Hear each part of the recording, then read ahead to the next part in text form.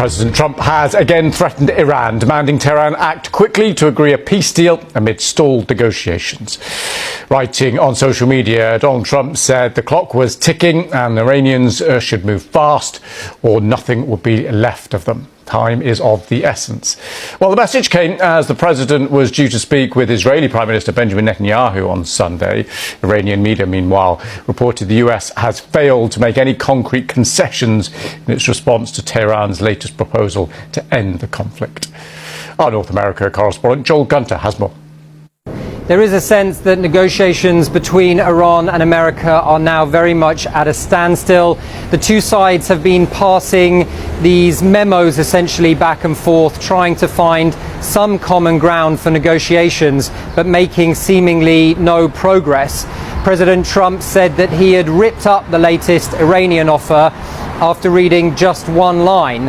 And the Iranian state media reported today that the latest US offer had contained no serious concessions.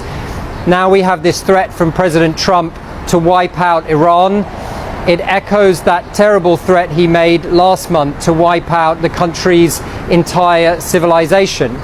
And there are reports that both the US and Israel are preparing new attack plans, and we saw this morning a drone strike at a nuclear facility in the UAE. No radiation risk, apparently, and no one blamed, but certainly contributing to a sense of rising tensions.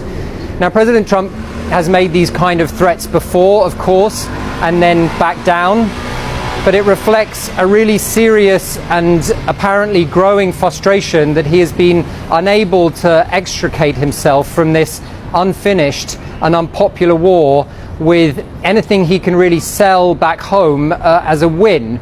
And there is also no sense at the moment that the economic hardship for ordinary Americans is going away. Thanks to Joel for that. Now, the price of oil remains elevated. International benchmark crude futures priced now at around $111 a barrel, something that is being felt in economies right around the world, of course, amid rising concerns in energy markets as the summer season with its elevated fuel demands approaches. Sally Bundup is with me here. Hi, Sally. So what do we read into this current price? Well, I mean, it's just gone below 111, actually. Right. So we basically saw the price of oil spike a little, up some 2% in overnight trading following that post on social media put there by President Trump, because the concern is that the stalemate continues between Washington and Tehran. There is no progress, and once again the president is putting out some very bold warnings to Iran. And all the mood music that we're getting in financial markets is that we're stuck. The Strait of Hormuz is shut, and therefore oil is not going to be flowing anytime soon, and that's a real concern, and therefore we see the price of oil go up. Interestingly, we've got G7 finance ministers gathering very soon today in Paris. We can bring you some live pictures now of preparations for that. We've seen Christine Lagarde arrive already. She's the head of the European Central Bank. We've seen France's finance ministers speaking to the press. They're the hosts. So it's central bank governors and finance ministers, and they're going to be talking about this very problem.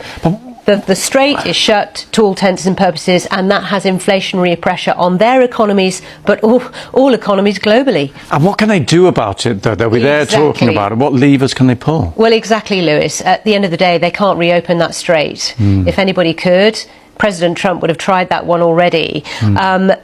What they're talking about is, OK, what can we do if this is even more prolonged than we expect? What emergency measures can we put in place? What reserves have we got available to us? And what can we do to support households and businesses in the meantime? And as far as Rachel Reeves is concerned, she already promised last week she'd be announcing something this week for help for households and businesses. But I mean, inventories around the world, they're getting lower and lower with every day that goes by. And for some economies around the world, certainly in Southeast Asia, I mean, they're net oil importers, so they are really feeling the pain at the moment. We'll have a lot more on this in business. Sally, thank you very much for that.